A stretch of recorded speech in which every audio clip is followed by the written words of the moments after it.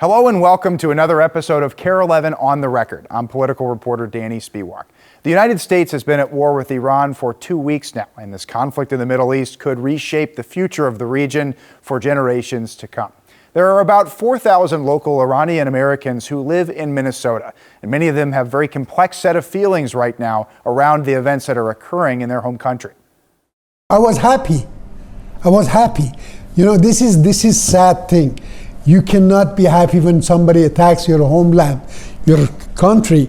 You know, you got to be upset about it. No, I am not, because we couldn't fight against this regime. I think the people of Iran really want democracy. It's been shown, and I know from friends and relatives, people of Iran admire the Western culture, let's say European American culture of science, technology, arts, progress. I come to Minneapolis Institute of Art often for therapy because I love to see the art from all over. And I know a lot of Iranians are like that. So I think what happened was tragic because, again, the effects are going to be bad. You know, when you go assassinate the leader of a group, especially somebody who had a religious position, then you're probably creating a martyr. You're probably creating anger and resentment against that person's followers. The U.S. is waging this war with Israel, which has been a longtime foe in the Middle East of Iran. We got a chance earlier this week on Friday to speak with the Consul General to the Midwest for Israel, Elad Strohmayer. He's the top Israeli diplomat representing this region that includes Minnesota. We talked to him about the war in Iran, his response to international criticism, as well as the tragic event that occurred involving the attack on Temple Israel in Michigan, which is in his Midwestern jurisdiction. The Consul General to the Midwest, Elad Strohmayer, now joins us on KARE 11 on the Record. Consul General, thank you for taking the time to speak with us. We really appreciate it. Thank you, Danny, and I'm sorry that I'm joining you from the road right now. That's okay. As I understand, you're on your way to the Detroit area after the tragedy that we saw in Michigan at Temple Israel. What has your office's response been like to the events that occurred this week? You know, first and foremost, I'm traveling right now to be with the Jewish community of Michigan, of the Detroit area. They've been through a trauma. It's horrific what happened. Anti-Semitism is the oldest hatred in the book. And October 7th, that there's going to be another spike in anti-Semitism in the wake of the operation in Iran. And it's just disheartening that it's still happening. And we need to call it out, and we need to make sure. It's one thing if you want to criticize the Israeli government, but you don't need to attack and be violence against the Jewish community. There is a place for a legitimate discussion and a legitimate criticism, but attacking Jews just for being Jews, and we need to remember they attacked the synagogue, which had a school in it. They had kids there, and we're very, very lucky that there were no casualties over there, thanks to the bravery of the security there. In the Midwest, of course, we've seen a rise in anti-Semitism, just as we have across the country. What has your office's response been like with Jewish groups and non-Jewish groups in not only Minnesota, but across your region? You know, I speak with the authorities across our region to make sure that the Jewish community gets all the support that they need, that they have the security abilities, that they have the funding, and that we call out anti-Semitism and that we monitor hate speech that can lead to violence. And we see that this hate speech lead to violence. Each community is gearing up and heightening its security, and we're there to support them, to make sure that they get everything they need. And it's also a moral support. I'm going to be tonight in the Detroit area. I'm going to join them for their services to show them my support, that we stand with them.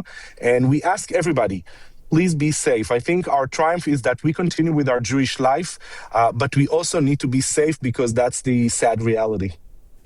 Getting to the war in Iran now, public polling can fluctuate, but there are some polls that indicate perhaps even a majority of Americans don't support military action against Iran. Why are the U.S. and Israel waging this war right now? I'm in the Foreign Service for 16 years and in the business of the Israel-US relations for more than 2 decades. I couldn't be prouder of what we're doing right now, Israel and the United States. We love the United States. We're dismantling the Iranian threat to Israel, Iranian threat to the United States. For 47 years, this regime is been, and for 47 years they chant death to America, death to Israel. They are in charge. The Iranian regime is in charge for the death of thousands of Americans and thousands of Israelis. And we have seen that they move forward with their nuclear program, move forward with their ballistic missiles program, developing intercontinental missiles that could get to the United States. They're firing missiles at Israel, the Gulf countries, Turkey, Europe. So they would fire them if they had the ability towards the United States. And the timing of all, we've learned through intelligence reports that they started to put all their program underground in bunkers that are not penetrable to B-2 bombers. So we had a very limited time frame. If we had not acted now, they would have been able to get immunity for their program, move forward and become North Korea without us having the ability to dismantle it. When you look at previous wars that the United States has fought, there's often a fear that it will become a forever war, and President Trump campaigned against getting into that. Do you believe that this is something that won't be protracted, because this is something that a lot of Americans are concerned about? I think President Trump was very clear, and Prime Minister Netanyahu was clear as well, that this is not a forever war. This is the war to end the wars, because we need to make sure that Iran cannot be a threat to the United States and to Israel and to the Middle East, because we said they're firing missiles right now at civilian targets across the Middle East. They support terrorist proxy organization. Since the ceasefire, they gave $1.2 billion to Hezbollah, which is now joined the fighting against Israel. And we need to eliminate that. So that will be the last war. And it's not going to be a forever war. We're actually determined to finish the job, not to leave the job half done, to make sure that Iran cannot threaten the United States, Israel, the region, and also that they cannot oppress their own people. We need to remember that just in the last few months, they killed at least 30,000 of their own people who just protested to have a better life. The president here in the United States, President Trump, had said last year he believed that he had dismantled the nuclear program in large part in Iran, but that doesn't appear to be the case. Is there a fear that perhaps this will embolden Iran to build a nuclear weapon and become more of a threat? There is always a fear, and this is why now we take a more harsher approach. We're not just talking about dismantling their nuclear program. We're talking about eliminating the threat for good. And this is why we need to also take care of this regime and create the conditions that this regime would no longer exist, and that the people of Iran will take to the streets and take their fate in their own hands, that this regime won't be able to threaten us. There are talks now that there is a new supreme leader. This new supreme leader, the son of the former one, is more of the same. Nothing has changed. And as long as this regime stays intact with its murderous ideology, they will continue to threaten us. Back in June, we really dismantled their infrastructure, but because the regime remained intact, they could rebuild it, and this is what we've seen that they've been doing. Now we're determined to make sure that they won't be able to do that. And this is why we need to finish the job so that it will be the last war and not an endless war. Do you believe Iran really was an imminent threat to the United States? There's many people here that may be skeptical of that. I truly believe that. Like I said, they were developing intercontinental ballistic missiles. They would have fired them the moment they've been successful, because they will stop at nothing. They're firing at Turkey, at Azerbaijan, at Cyprus, the European Union. Even when they fired at Israel, there are missiles that are falling in proximity to the holy sites for Judaism and Islam. So they really don't care about the faith. They don't care about lives of everyone. So if they had the ability, they would have definitely fired rockets, I believe, at the United States as well. Something else I wanted to ask you about in terms of public opinion is there have been some polling that has suggested a drop in support among many in the United States for Israel, particularly in younger generations and younger voters. Do you believe that there's a risk that the Netanyahu government is undermining the U.S.-Israel relationship? I think we see with public opinion right now, it's not what the Israeli government is doing necessarily. It's also foreign interference that we see here. There is a lot of propaganda that is being spread by foreign actors like Qatar that is sponsoring a lot of what we're seeing on college campuses and a lot of hate speech on social media, lies that are being distributed towards Israel and towards the Jewish people. And many of the people who believe these lies don't let facts confuse them. When we come to them with facts, they don't let facts confuse them. A lot of fake news and misinformation is being spread out there. And this is the big danger. And this is what we need to tackle. I will acknowledge and admit I need to do a better job to reach out to people. And that's what I'm doing. This is why I'm speaking to you today. And this is why I'm traveling all across the Midwest. I'm going to show support to the community in Detroit, but I'm also going to meet with many other people when I'm traveling. And I've traveled in other places. I hope to actually visit Minnesota soon. And maybe I can come to visit you in person in the studio. So we need to do a better job to remind people why the Israel-US relations are very important, but we also need to remember that it's a result of propaganda being spread by countries like Qatar and other malign actors. There are a lot of political leaders, though, in the United States, and just many members of the public are very concerned about what they've seen in Gaza, in the West Bank. Do you see a two-state solution still on the table for the Middle East in the future? You know, I'm concerned because eventually I want Palestinians and Israelis to live peacefully side by side. I want people to have better lives. That's the human nature. This is what Palestinians want. That's what Israelis want. And right now, talking about what will be these political settlements, I think it's too soon. We're a country in trauma. Everybody's been traumatized. And we need also to understand that as long as we have a corrupted Palestinian Authority that doesn't take care of their own people, if you poll the Palestinian population, they despise their own leadership and they don't trust the Palestinian Authority. So I think it's premature to talk about a two-state solution or what type of a political settlements. We want the Palestinians eventually to have the ability to govern themselves without threatening Israel. And that's what we're aiming for. But we need to make sure that they won't be able to threaten Israel and that their leadership will take care of their people, that they can trust them as well. My last question is when it comes to international support, there's obviously been intense criticism of Israel, particularly from some of the European countries, and of course they've used the term genocide, which I know Israel denies. But are you losing international support when it comes to your conduct in the Middle East? I think what we're hearing on the international arena, it's the minority that it's very loud. And by the way, that's what we also, I think, hear here in the United States. Despite the public polling, there's still a big chunk that support Israel and support the Israel-US relations.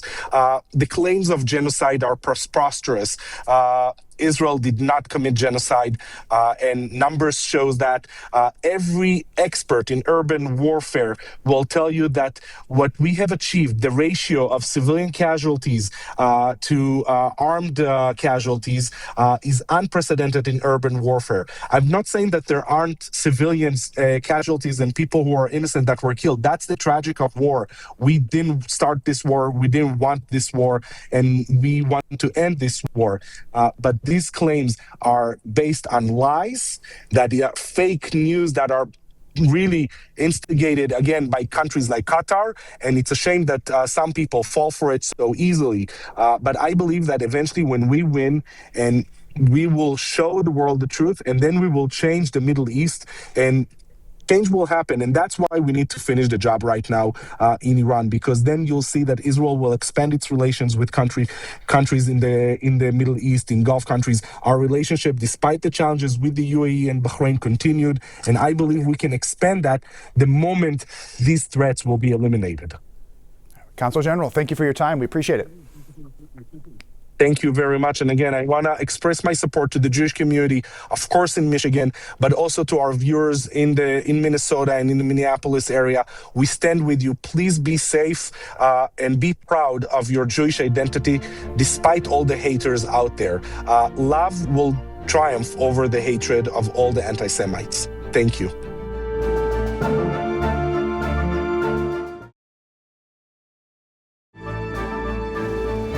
Welcome back. We continue to keep our eye on the many statewide races across Minnesota coming up this November and the primary process that's going to be happening before that. We're looking today again at the state auditor position, and as a part of our candidate interviews, we sat down with DFL Representative Dan Wolgamott, who has served in the House in Minnesota for 8 years and is now making a run on the DFL side for auditor. Well, Representative, thank you for joining us today. You've been in the Minnesota House for 8 years now, and you're making a run statewide for auditor. What compelled you to want to make that statewide run? Well, Danny, it's so great to be chatting with you today, and I'm so excited to chat with you about my campaign to be Minnesota's next state auditor. I want to make sure all your listeners know that our current auditor, Julie Blaha, she's done an amazing job.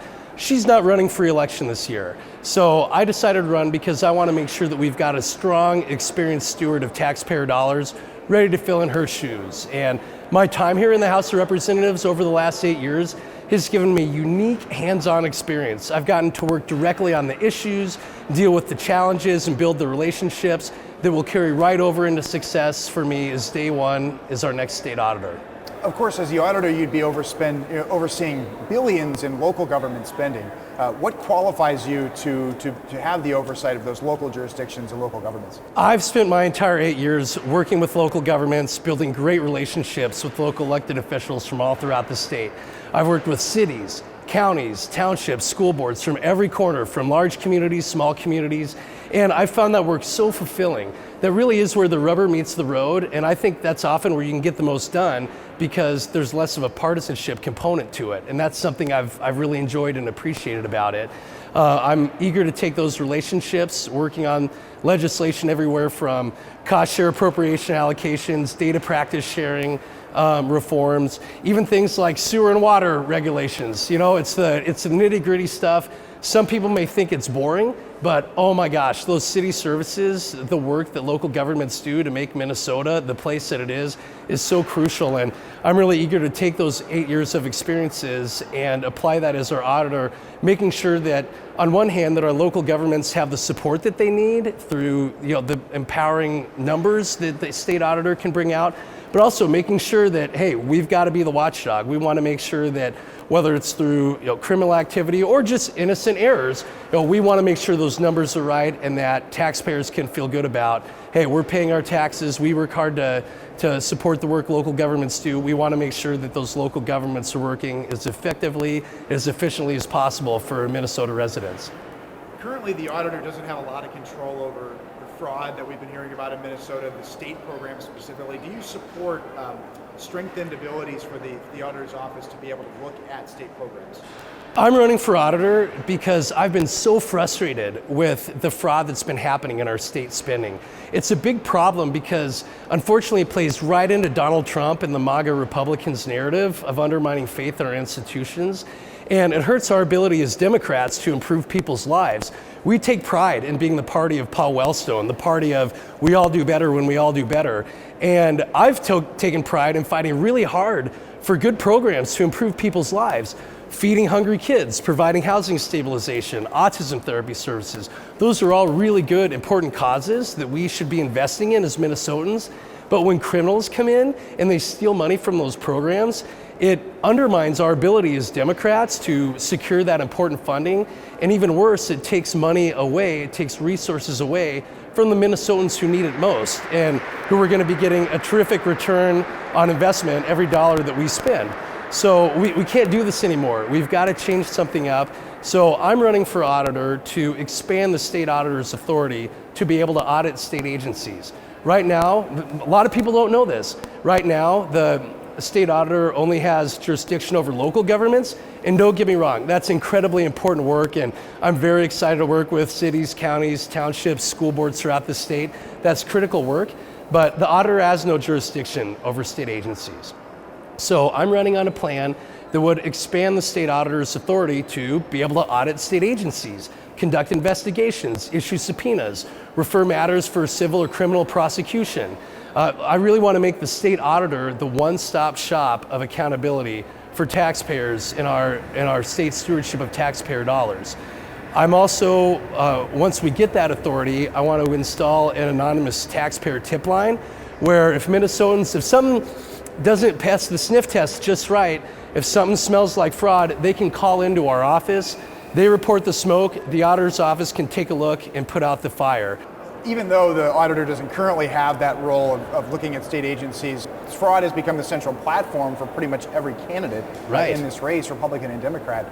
Given that it happened under Governor Walz's watch, do you feel a DFL candidate in this race may be penalized when fraud becomes such a big issue in the campaign?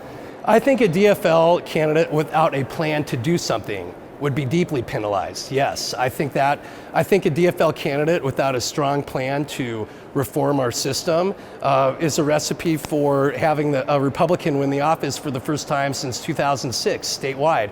We can't have that. I've already heard the Republicans talking about using the state auditor's office to weaponize it, just like what they've done at the federal level, to use the state auditor's office as a Minnesota Doge to come in and take the Elon Musk approach with that office. Again, we can't have that. And that's the urgency behind my campaign. I've got a strong plan to, again, this works in other states, 20 other states, as close as Iowa. Let's bring this plan forward to Minnesota and say, look, we as Democrats, we care about integrity in our state stewardship of taxpayer dollars. We're the ones who fight hard for these programs and improve people's lives. Let's change our system so that there is more accountability and that whoever's in that office, there's someone in charge of auditing state agencies responsible for those dollars that go in and out and answers directly to the voters of Minnesotans. So yeah, I think that if there were to be a DFL nominee who doesn't have a strong plan on this, I do think that would be a huge liability, but I'm really proud of my plan. I've gotten great response from Republicans, Democrats, people who aren't even that interested in politics but are just frustrated with what's happening with their tax dollars. Actually, most people who aren't necessarily in the political bubble here, most people assume that the state auditor audits the state anyways, and think that we should give the auditor that authority. So yes, that's that plan to restore trust and confidence in our stewardship of taxpayer dollars. Given how close this race was, and you mentioned a Republican hasn't won statewide in 20 years, but they almost won the auditor's office in 2022. What do you think will define this campaign in what will likely be another competitive one? Well, I'm no stranger to close races. I'm actually in tough races. You're right, this is going to be a difficult race. But I'm no stranger to that. I'm actually the only Democrat in the House of Representatives to represent a district won by Donald Trump. And I've been able to hold on to that, not because I've tried to do anything less than be a bold progressive Democrat and stand by my values and get things done for the people and the causes that I care about here at the Capitol. I've done that. I've been able to hold on to my Trump district because I get out there, nobody works harder than me. I listen, I meet people where they're at. Even if we don't agree on 100% of things, 100% of the time, we've got to hear people out. We've got to take an input, even if it's not something we always like to hear. And that's what it's going to take to win back the trust of the voters who are frustrated with what's been happening. And I'm so eager to get out. I've already been doing it, but we'll crank it up into even higher force as we go to Election Day, of getting out there, listening to people, meeting them where they're at, saying, hey, you're frustrated about fraud, I'm frustrated about fraud, let's work together, let's do something about it. That's what it's going to take to win. But the work doesn't just stop after Election Day, right? You can talk the talk before the election, but then once you get sworn in, you've got to walk the walk. And I'm very excited to get out, and I have a goal of doing an open town hall meeting in all 87 counties every year that I'm auditor. Have people come in, share their frustrations, hold me accountable. That's what we need to see to not only win the election, but then regain that trust and confidence that's been broken by everything that's happened. My last question really is you'll be in a tough DFL primary, for the endorsement process. In the primary, you have a couple of other people with government experience, whether it's mayors or city councilors. What do you believe separates you from a tough pool of candidates? Well, first I want to be clear, the three other gentlemen running for auditor are great guys, and it's been a pleasure campaigning with them. What differentiates me? A number of things. I'm the only candidate in the race running who has experience overseeing billions of taxpayer dollars. As the DFL chair of the Higher Education Committee, I oversee a nearly $4 billion budget. That's the third largest budget in state government. I'm not a corporate guy. Now, corporate dollars and maximizing corporate profits, that's different than being a good steward of taxpayer dollars. I'm the only one who has that experience. I'm also the only candidate running on the DFL side who has experience working with all levels of local government. During my 8 years, I've had the opportunity to partner with local governments, local elected officials all throughout the state. I'm the only one who's worked with cities, counties, townships, school boards. I've gotten in the trenches of nitty-gritty local government finance. We've fought those fights, we've made changes together, we've built those relationships and earned that trust. That's what we're going to need to be successful with our next state auditor. I'm also the only Democrat running who has a strong plan to combat fraud in state agencies. And like I mentioned, I think that if there's a Democrat nominee who goes forward and says, everything's fine, nothing to see here, let's just keep doing exactly what we're doing, that's not going to fly with the voters for good reason. It's a big problem and we need a big, serious solution.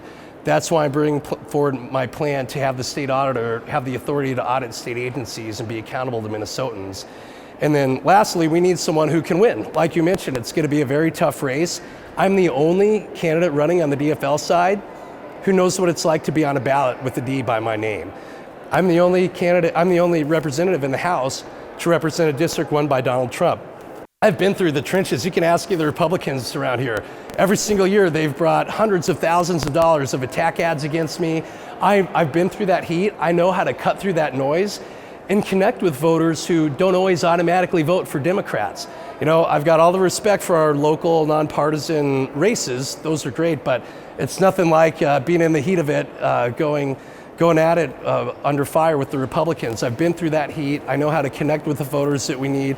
Not only make sure we keep the auditor's office in DFL control, but we've got to elect candidates up and down the ballot. We know that our democracy is on the line. We know the stakes of these elections. We've got to get huge legislative majorities. And as a member of the DFL ticket, I've got the experience to do that.